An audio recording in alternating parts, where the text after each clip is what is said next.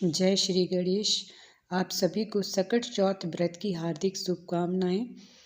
सकट चौथ के दिन संतान की लंबी आयु के लिए निर्जला व्रत रखा जाता है। यह व्रत संतान के जीवन में आने वाली हर संकट और बाधा से उन्हें बचाता है। इस दिन संकट हरण गणेश जी का पूरे विधि विधान के साथ पूजन किया जाता है। इसे संकटी चतुर्थी और तिलकुटा चौथ भी कहा जाता है। इस दिन निर्जला व्रत रखा जाता है और शाम को चंद्रमा को अर्घ्य देकर व्रत का पारण किया जाता है। शाम को चंद्रोदय दर्शन कर पूजा में दूर्वा, शकरकंद, गुड़ और तिल के लड्डू चढ़ाए जाते हैं। दूसरे दिन सुबह सकट माता पर चढ़ाए गए पकवानों को प्रसाद रूप में ग्रहण किया जाता है। तिल को भूनकर गुड़ के साथ कूट लिया जाता है। तिलकुट का पहाड़ बनाया जाता है। कहीं कहीं तिलकुट का बकरा भी बनाया जाता है। पूजन कर सभी में प्रसाद वितरित किया जाता है। पूजन के बाद सकट माता चौथ पर कथा सुनी जाती है।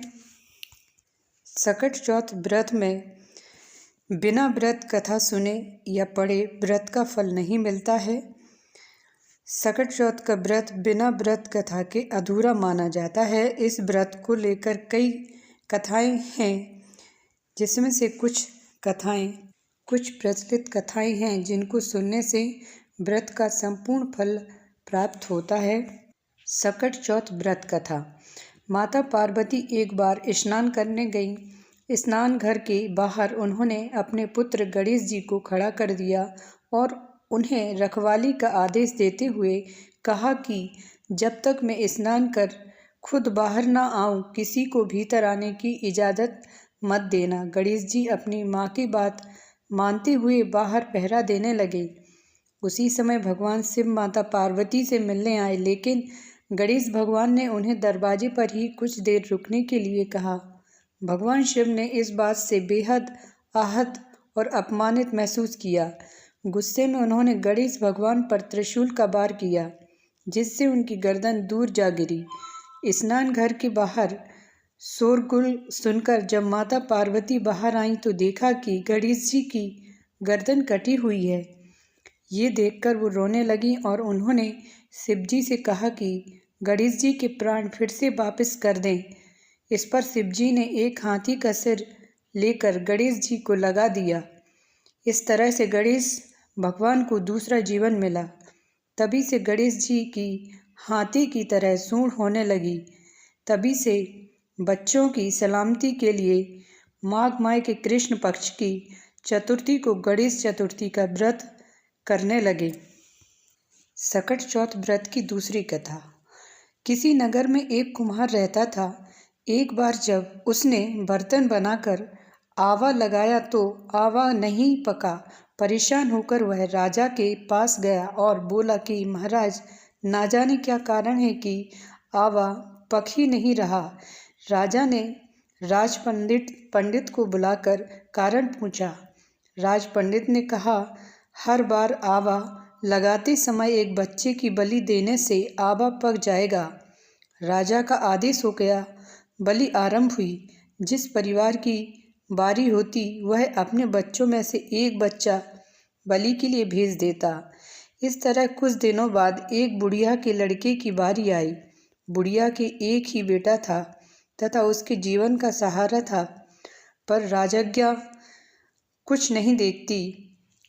दुखी बुढ़िया सोचने लगी, मेरा एक ही बेटा है, वह भी सकट के दिन मुझसे जुदा हो जाएगा।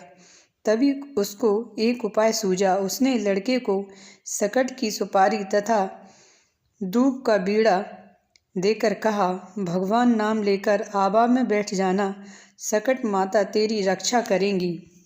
सकट के दिन बालक आवा में बिठा दिया गया और बुढ़िया सकट माता के सामने बैठकर पूजा प्रार्थना करने लगी। पहले तो आवा पकने में कई दिन लग जाते थे, पर इस बार सकट माता की कृपा से एक ही रात में आवा पक गया। सवेरे कुमार ने देखा तो हैरान रह गया। आवा पक गया था और बुढ़िया का बेटा जीवित व सुरक्षित था। सकट माता की कृपा से नगर के अन्य बालक भी जी उठे। यह देख नगरवासियों ने माता सकट की महिमा स्वीकार कर ली। तब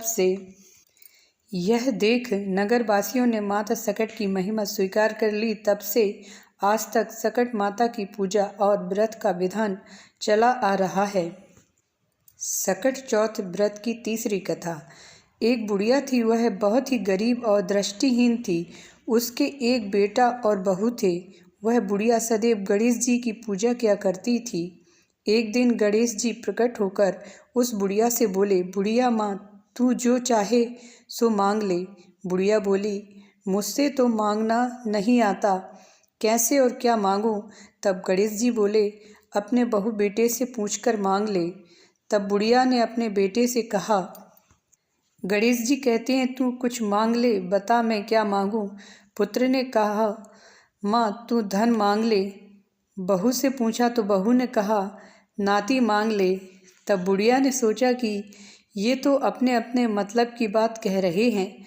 अतः उस बुढ़िया ने पड़ोसियों से पूछा तो उन्होंने कहा, बुढ़िया तू तो थोड़े दिन जी जाएगी, क्यों तू धन मांगे और क्यों नाती मांगे? तू तो अपनी आँखों की रोशनी मांग ले, जिससे तेरी जिंदगी आराम से कट जाए। इस पर बुढ़िया बोली, यदि आप प्रसन्न हैं तो मुझे 9 करोड़ की माया दें, निरोगी काया दें, अमर सुहाग दें, आँखों की रोशनी दें, नाती दें, पोता दें और सब परिवार को सुख दें और अंत में मोक्ष दें। यह सुनकर तब गणेश जी बोले, बुढ़िया माँ, तुमने तो हमें ठग लिया। फिर भी जो तूने मांगा है वचन के अनुसार अब तुझे मिलेगा। और यह कहकर गणेश जी अंतर्ध्यान हो गए। उधर बुढ़िया माँ ने जो कुछ मांगा वह सब कुछ मिल गया। हे गणेश जी महाराज, जैसे तुमने उस बुढ़िया माँ को सब कुछ दिया वैसे हम सबको। सकट चौथ व्रत की चौथी कथा। एक बार भगवान शिव ने कार्तिकेय और गणेश जी से पूछा कि कौन देवताओं के कष्ट दूर कर सकता है। इस पर दोनों ने स्वयं को इस कार्य के लिए योग्य बताया। शिव जी ने कहा कि जो पहले पृथ्वी की परिक्रमा करके लौटेगा वही यह कार्य करेगा। कार्तिकेय अपने वाहन मोर पर सवार होकर परिक्रमा के लिए निकल गए। इस दौरान गणेश जी ने विचार किया कि उनका वाहन चूहा है, जो पूरे पृथ्वी की परिक्रमा करने में अधिक समय लेगा।